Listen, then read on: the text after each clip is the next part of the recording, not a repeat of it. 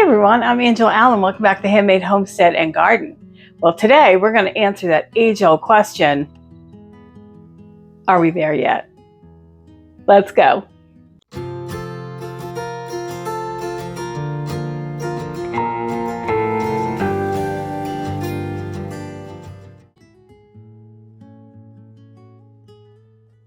Now, it has been a really odd spring season. A very cold winter, lots of snow. This springtime has been lots of rain, but it's also been lots of cold.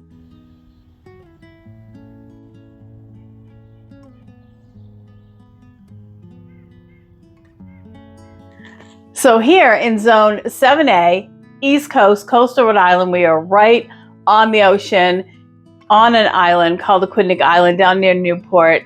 We're pretty temperate at 7A, but we do get cold and frost and humidity. And this current spring has been crazy with the amount of cold weather. We are still now in the end of April. We're in the April 21st, 22nd time frame. We are still getting nights that are down in the mid 30s. We've had a couple of low 30s in the past week. So again, just my cool weather crops are out there. They have been covered, at least some of the warmer ones, my celery, my celeriac, and some of my lettuces have been covered against the cold.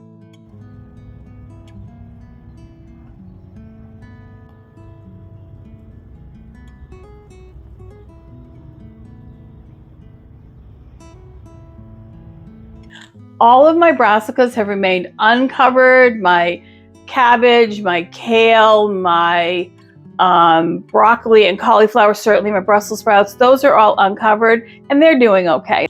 They actually seem to like it, but what they have had is a few leaves that have been sunburned, because even though it's been cold at night, it's been pretty sunny during the day, cold during the day, but sunny. So they've struggled a little bit with the sun, but the plants are thriving. They're putting out new leaves and they're doing really well. But let's talk about what comes next. When is the time to plant out your warm season vegetables like your peppers, your eggplant, your herbs that are frost sensitive like your basils and melons, squashes, those kinds of things? Well, it's not time. We are not done with the cold enough for those. Here in Zone 7A, you might be where you are. If you're higher up, 8 or above, you're probably well into your gardening. You're probably harvesting a lot from your garden already. So these lettuce plants were not covered, and you can see they are worse for the wear. The green onions behind them are fine. These are celery to the right. They were covered, and you can see they look fine. And then some lettuce that wasn't. And we've actually been harvesting some things. I can harvest lettuce, green onions, pea shoots if I wanted them. I'm not really harvesting those for the table because I want them to grow for pea pods. But lots of herbs like mint and lemon balm, those absolutely have come up enough. I have sorrel, garlic chives, and regular chives too. All things that can come in from the garden and be used in our meals already. Plenty of you have radishes, I'd imagine too. We don't plant a lot of radishes. I plant a few, but they're not something we're super big on in our household. So I usually don't take up the space for that. But you know, sometimes I'll stick in a few if I have a little extra 1 by 1 foot space.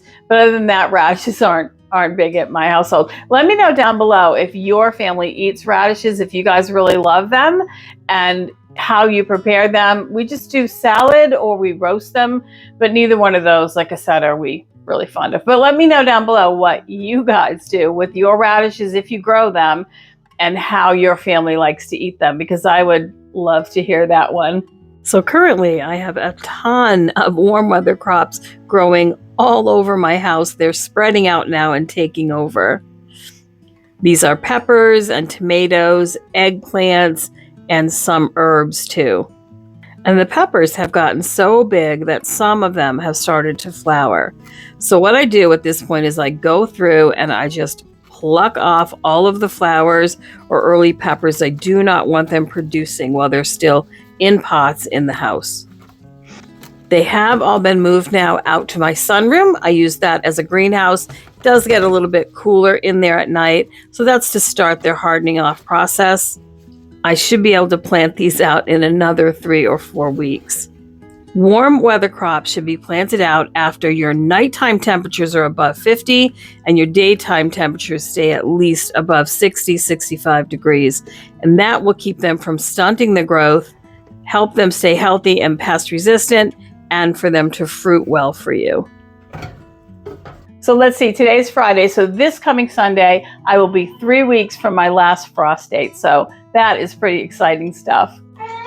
Now the calendar for here where I live says my last frost date is April 15th. So like I said, we are at April 21st to April 22nd, right around there.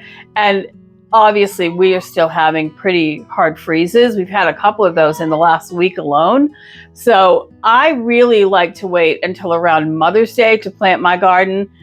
And just a little side note, which I think is really interesting, is my grandfather farmed. We had a great big family farm in the state of Maine.